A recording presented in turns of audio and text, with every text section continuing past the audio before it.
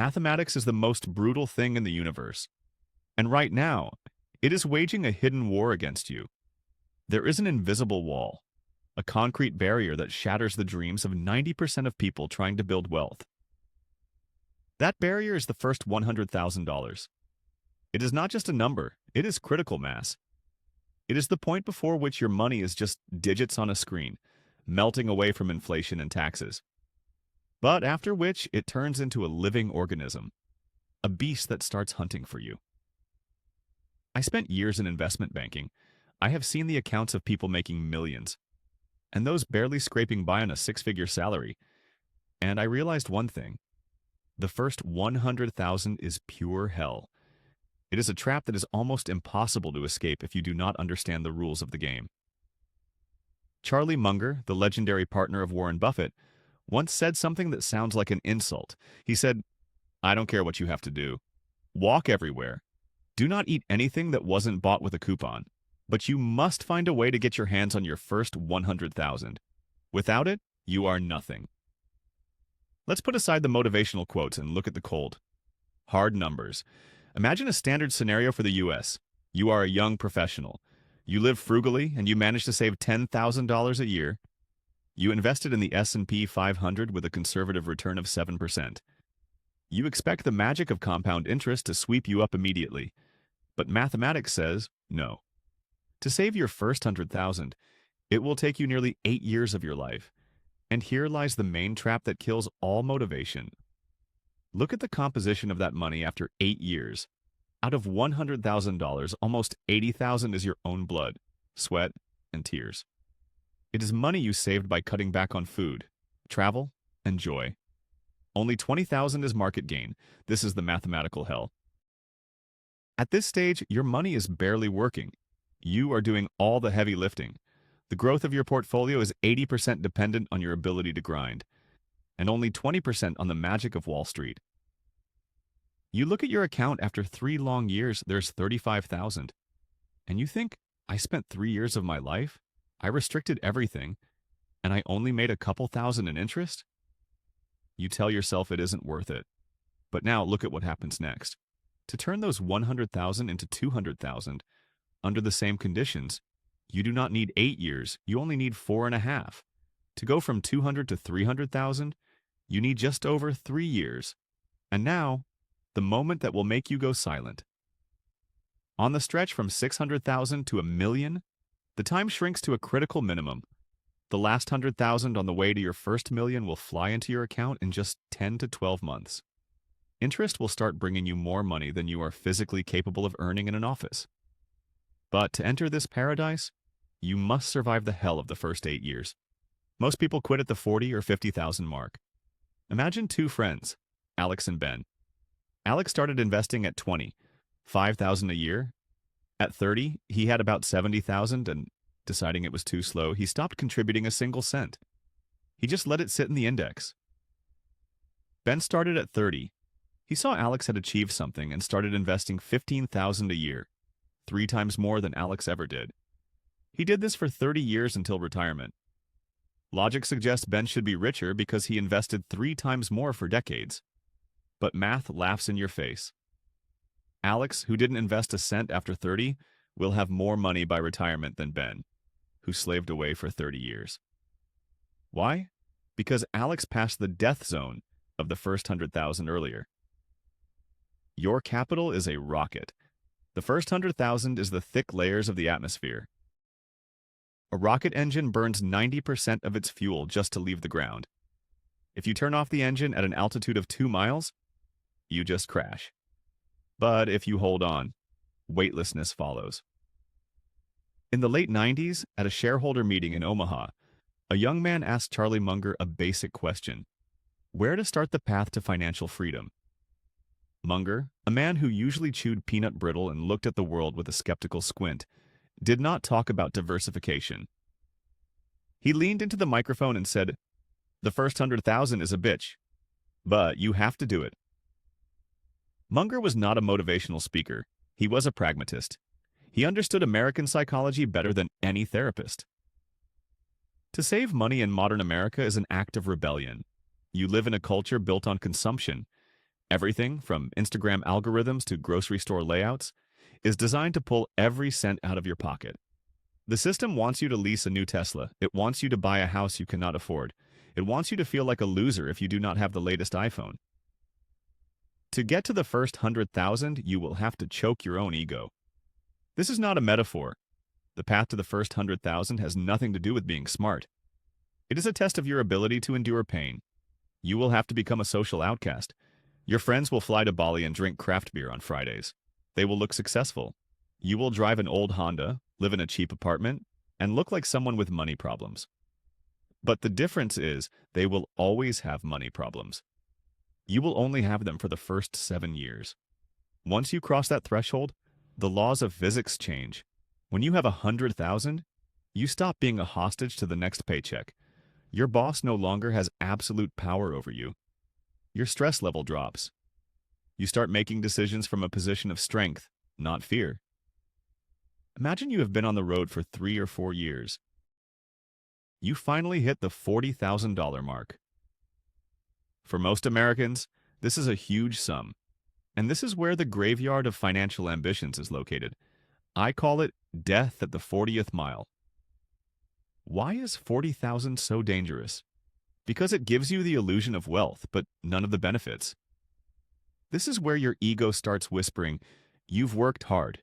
Look at your car, it is falling apart. You deserve better. Use 10,000 as a down payment for a BMW. Your payment won't change much, but you will finally feel human." This is lifestyle creep, the most effective killer of capital in history. When you have zero, it is easy to save. When you have 40,000, you have the opportunity to betray your future self. In banking, I saw analysts get a $50,000 bonus and immediately move to a luxury apartment in Tribeca. They buy $3,000 suits. They think it is an investment in status. It is actually a surrender. If you pull 10,000 out of your portfolio now, you don't just lose 10,000. You set yourself back 3 or 4 years. You are destroying the very seeds that were supposed to grow into giant trees. To pass this stage, you must continue living like you are broke while having a balance that allows you to live like the king of the middle class. You must look at your 40,000 and see only a foundation, nothing more. Imagine you are on the runway. You hit 100,000 and the shaking stops. Silence falls. You feel the nose of the plane lift and suddenly you are airborne. This is the moment your invisible engine kicks in. At 100,000, a 7% return brings you $7,000 a year. That is the price of a decent used car. It is 3 months of rent. It is a sum many Americans cannot save in a whole year of labor. Your money has started working overtime without you knowing. While you sleep, while you are stuck in traffic, those 100,000 soldiers on your account are building fortifications. You are no longer pushing a boulder up a hill. You are at the top, and the boulder is rolling down on its own. In the beginning, your contributions were 95% of the growth. After 100,000, the market does half the work. 5 years later, the market does 70%. Most people see income as a signal to spend. If their portfolio makes 7,000, they think, time for new furniture. This is a fatal mistake. You are ripping parts out of your engine just as it gained RPMs. Real freedom happens when your capital produces enough to cover your needs. 100,000 is the first stage. You are not in space yet, but you can see the sky turning black and the stars getting closer. Why does the path to the first 100,000 feel endless? Because the system actively resists you. Imagine running a marathon in a weighted vest with a giant fan blowing in your face. The vest is inflation. The fan is taxes. The U.S. financial system is built on debt. Banks want your money to work for their capital, not yours. They offer you cash back for spending. They raise your credit limits. They want you in the negative zone. Even if you escape debt, inflation is the invisible thief. If you just save in a bank account, you are losing. But the most important concept is the hidden cost of your time. If you earn $30 an hour and buy a $600 game console, you aren't paying with money. You are paying with 20 hours of your life. But if you invested those $600 in 30 years, they would be $4,500. That console actually cost you 150 hours of your future life. hours you could have spent with family. Every time you spend $1 on the way to the first 100,000, you are stealing time from your future self. You must buy your time back from the system. Once you reach 100,000, the impact of inflation and taxes becomes less painful. The speed of your capital's growth begins to exceed the speed at which the system tries to take it away. You remember the day you started. You looked at your first $500 deposit and the $100,000 goal, and it felt like flying to the moon on a paper plane. But now you see 5 zeros. Nothing in your life has changed. But the world is different. You have passed the inflection point. The line that crawled horizontally for 7 years is now breaking upward. To get the next 100,000, you only need 4 years. The third 100,000 will take 2.5. One day, the market will grow by 15%, and with 300,000 in your account, that is 45,000 in profit. That is a full year's salary for an average person. Your money soldiers have captured enough territory to support their general. Your level of cortisol will statistically drop. You have space to maneuver. If your boss is a psychopath, you don't panic. You have FU money. Not for a yacht, but enough oxygen to swim to the shore at your own pace. But speed is a drug. When you see your money doubling, you might want to play big. You will need a philosophy to stay sane. I have seen people on Wall Street with millions who still lived in first 100,000 mode. They were slaves to their charts. You must understand when money stops being a survival tool and becomes a tool for freedom. The true price of freedom is your ability to say no to the things society forces on you. We are a nation of winners, but also a nation of debtors. If you earn 100,000, you are told you must look like you have 200. But the point of the first 100,000 is not to start spending. It is to stop being afraid. Your life is a building. The first 100,000 is the foundation. You don't see the concrete pillars, but they hold the structure during the storm.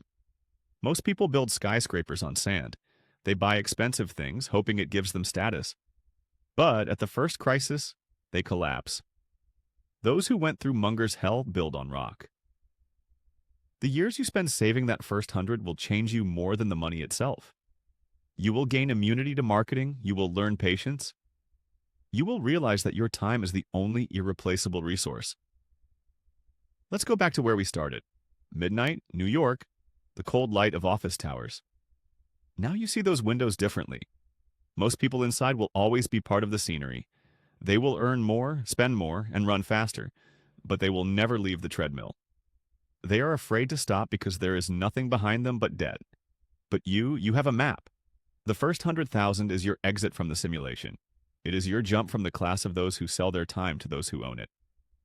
Yes, those first 7 or 8 years will be hard. There will be days you want to quit. In those moments, remember the graph. Remember that invisible line crawling upward. Your job is not to be the smartest trader. Your job is to not stop in the death zone. The first 100,000 is a bitch, but it is the most useful school you will ever attend. You will kill the consumer inside you and give birth to the investor.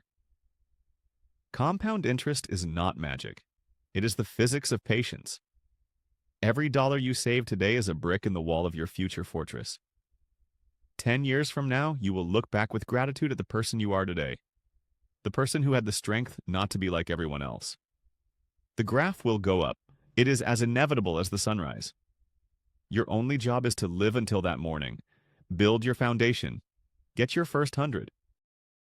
And then you will realize that real life does not begin in shopping malls. It begins the moment you stop depending on the system. My name is Mike, and I hope to see you soon on the other side of the inflection point. Take action.